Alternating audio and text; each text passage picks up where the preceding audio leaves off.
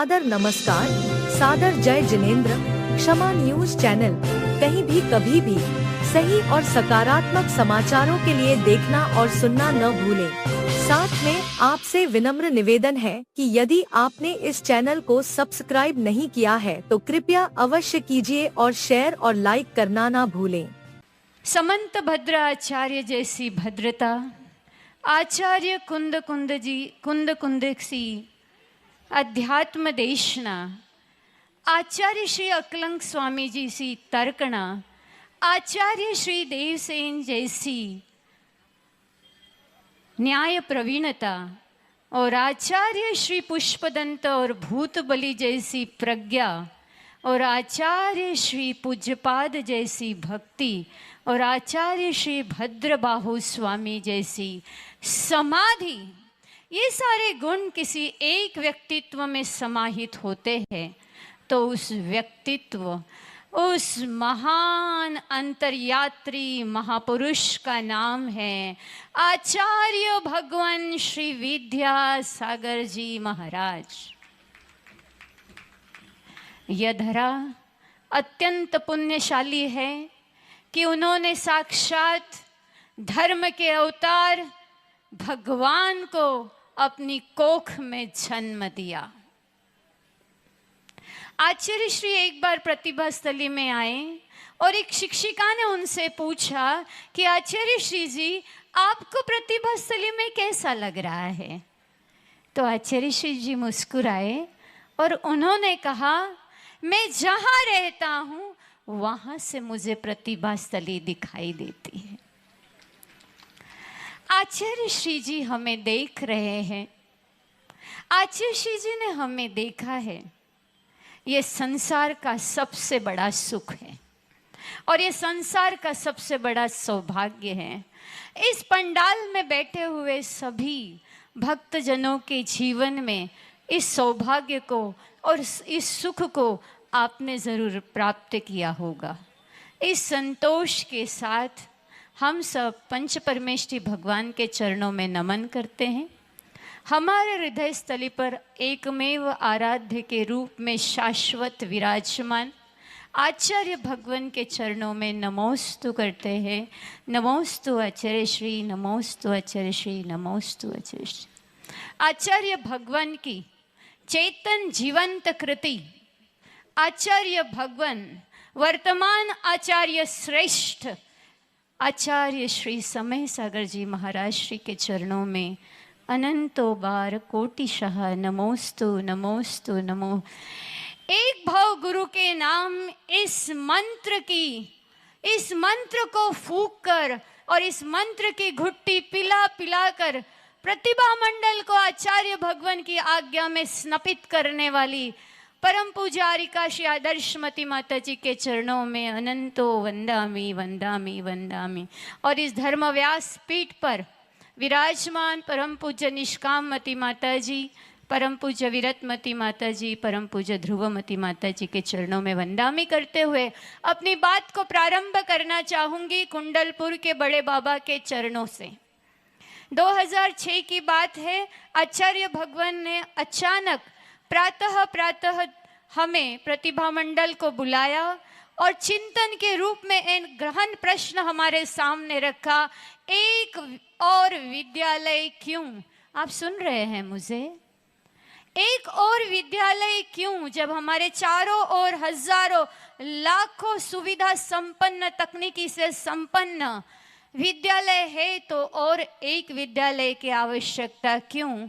तो स्टीवन मुलर का उदाहरण उद्धृत करते हुए आचार्य श्री जी ने कहा था, today's universities are producing educated, highly educated, but barbarians, youth, because we do not provide them a framework of a value. आचार्य ने कहा, आज विद्यालयों से, विश्वविद्यालयों से शिक्षा प्राप्त, उच्च शिक्षा प्राप्त असंस्कृत, असभ्य, जाहिल, गवार युवा पीढ़ी जन्म ले रही है और यही संकेत था, प्रथम संकेत आचार्य श्री का, कि अब हमें नैतिक मूल्यों पर आधारित शिक्षा की ओर अग्रसर होना होगा। और प्रतिभा मंडल जैसे ब्रह्मचारिणियों, सुशिक्षित सुशील बहनों का समूह तैयार हुआ और आचार्य श्री ने शिक्षा क्षेत्र के लिए अपना आशीर्वाद दिया। प्रतिभा स्थली ज्ञानोदय विद्यापीठ की स्थापना के रूप में। आचार्य भगवान, किसी ने आचार्य श्री से पूछा, आपने कन्याओं का विद्यालय तो खोल दिया, लड़कों का क्यों नहीं? तब आचार्य श्री ने कहा, ध्यान रखो, जैसे चेलना ने श्रेणी को सन्मार्ग पर लाया, वैसी ही ये कन्याएं चेलना बन करके क्या करेगी? सभी को सन्मार्ग पर लाएगी। ये वो कन्याएं हैं जो स्वस्थ समाज, स्वस्थ परिवार और स्वस्थ राष्ट्र का निर्माण करेगी। और ये संभव हो पाना है केवल मातृभाषा और राष्ट्रभाषा में शिक्षा दे करके। आचार्य श्री ने प्रश्न किया हम लोगों से कि आप लोग स्वप्न किस भाषा में देखते हैं? और यही प्रश्न मैं आपसे कहूँ तो तुरंत हमें उत्तर मिलेगा, दीदी ये भी कोई प्रश्न है? स्वप्न क्या अंग्रेजी में देखा जाता है? ये तो अपनी मातृभाषा में देखा जाता है। बिल्कुल सच। इसीलिए आचार्य श्री ने शिक्षा का माध्यम हिंदी, मातृभाषा और राष्ट्रभाषा रखा। इसके पीछे आचार्य श्री का गहरा चिंतन था कि राष्ट्रभाषा, मातृभाषा को अध्ययन का माध्यम बना करके उच्च पारंपरिक नैतिक मूल्यों से संग्रहित शास्त्रों का, साहित्य का वह अध्ययन करे और उच्च पारंपरिक मूल्य उसके जीवन में अवतरित हो। और ऐसा हमने प्रतिभा स्थली में चरितार्थ होते हुए देखा है। आचार्य श्री अनुशासन में विश्वास नहीं रखते थे। आचार्य श्री स्वात्मानुशासन, आत्मानुशासन में विश्वास रखते थे। प्रतिभा स्थली में 4वीं से 10वीं तक इस तरह से छात्राओं को संस्कारित किया जाता है, इस तरह से नैतिक मूल्यों से उनको भरा जाता है कि 11वीं और 12वीं में जब छात्राएं आती है और परीक्षा कक्ष में उत्तर पुस्तिका लेकर के लिखने बैठती है तो बिना परीक्षा निरीक्षक के आत्मविश्वास के साथ वो 3 घंटे बैठ करके पेपर लिखती है। इन्विजिलेटर्स आर नॉट देयर, कोई भी परीक्षा निरीक्षक वहाँ उपस्थित नहीं होता है।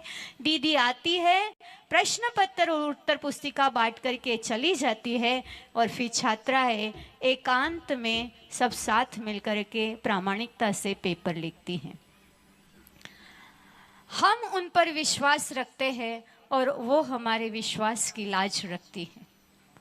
आचार्य भगवान ने कहा कि शिक्षा श्रमजीवी, श्रम युक्त शिक्षा होनी चाहिए, आत्मनिर्भर बनने की शिक्षा होनी चाहिए, प्रायोगिक शिक्षा होनी चाहिए।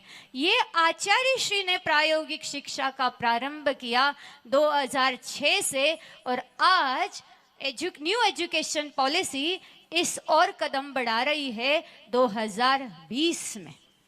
आप देखिए, गुणभद्र आचार्य महाराज आत्मानुशासन में आचार्यों का वर्णन करते हुए निम्न विभिन्न उपाधियां देते हैं और निरूपण करते हैं। उसमें से 2 उपाधियों का मैं चयन करूंगी। प्रव्यक्तः लोक स्थिति, प्रागेव दृष्टोत्तरः।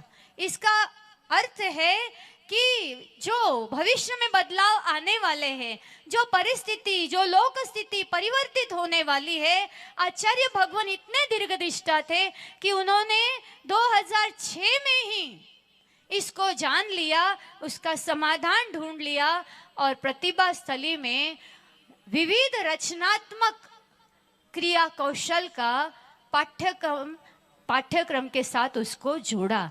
जैसे प्रतिभा स्थली में हथकरघा, हस्तशिल्प, कारीगरी, उसके साथ अनेक ऐसी कलाओं का ज्ञान दिया जाता है जिससे कि वो छात्रा, वो कन्या 64 कलाओं में निष्णांत हो।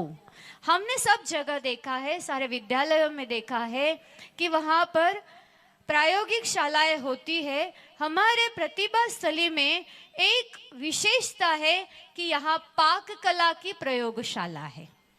यहाँ छात्राओं को पाक कला में निष्णांत किया जाता है।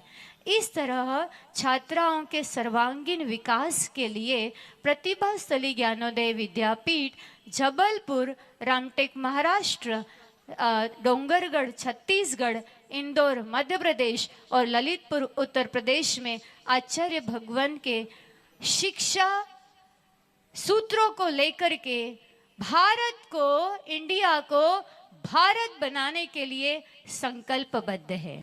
क्षमा न्यूज चैनल देखने के लिए आपको बहुत बहुत धन्यवाद। सादर प्रणाम। सादर जय जिनेंद्र।